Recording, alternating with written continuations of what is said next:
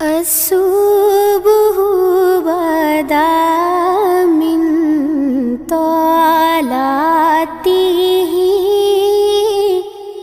والليل دجى من وفراته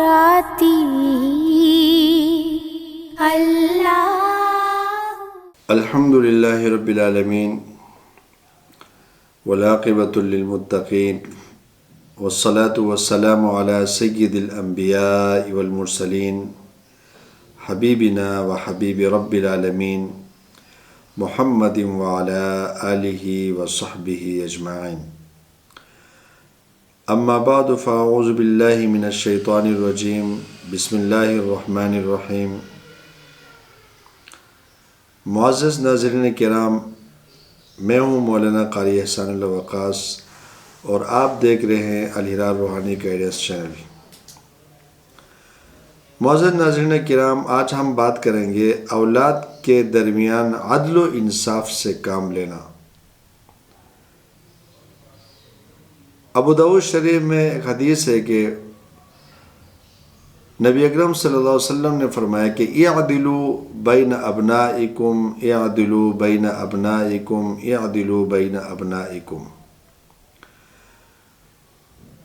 نبی اکرم صلی اللہ علیہ وسلم نے فرمایا کہ اپنی اولاد کے درمیان برابری کرو، اپنی اولاد کے درمیان برابری کرو، اپنی اولاد کے درمیان برابری کرو، تکرار کے ساتھ آیا ہے۔ حضرت نعمان بن بشیر رضی اللہ تعالیٰ عنہ فرماتے ہیں کہ میرے والد صاحب نے مجھے کچھ مال ہدیے میں دیے۔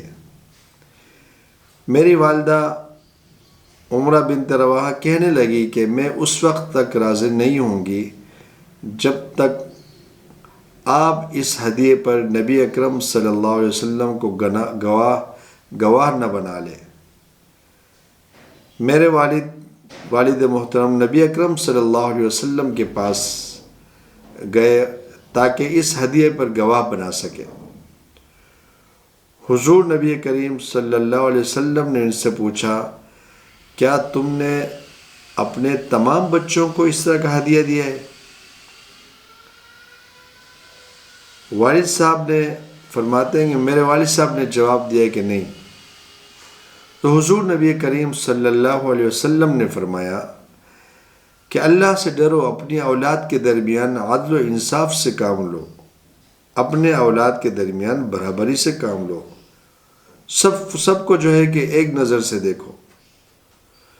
میرے والد صاحب واپس آئے، انہوں نے مجھ سے وہ ہدیہ واپس لے لیا۔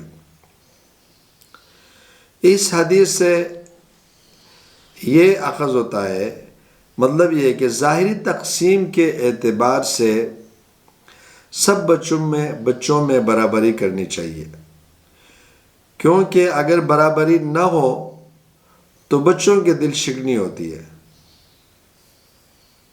فطری طور پر کسی بچے کے ساتھ آپ کا دلی محبت ہو سکتا ہے، محبت زیادہ ہو سکتا ہے۔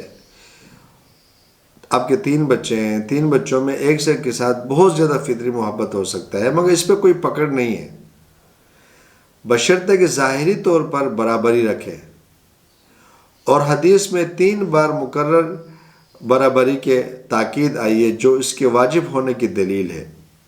بار بار کہا گیا ہے کہ اپنے بچوں کے درمیان برابری کرو، اپنے بچوں کے درمیان برابری کرو۔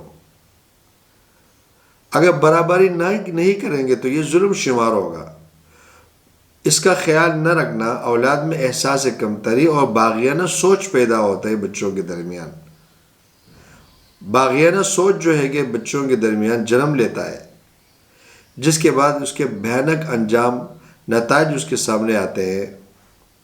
احساس کمتری کا شکار ہوتے ہیں بچے، باغیانہ سوچ ان کے اندر جنم لیتا ہے، وہ کوئی بھی قدم اٹھانے سے گریز نہیں کرتے۔ میں اللہ رب العزت سے دعا کرتا ہوں کہ اللہ رب العزت تمام امت مسلمہ کو اپنی اولادوں کے درمیان برابری کرنے اور اپنے اولادوں کے متعلق ذمہ داریاں احسن طریقے سے نبھانے کی توفیق عطا فرمائے۔ اگر آپ کو ہمارا یہ ویڈیو پسند آئے تو ہمارے چینل کو سبسکرائب کریں، ویڈیو کو شیئر کرنا مت بھولیں۔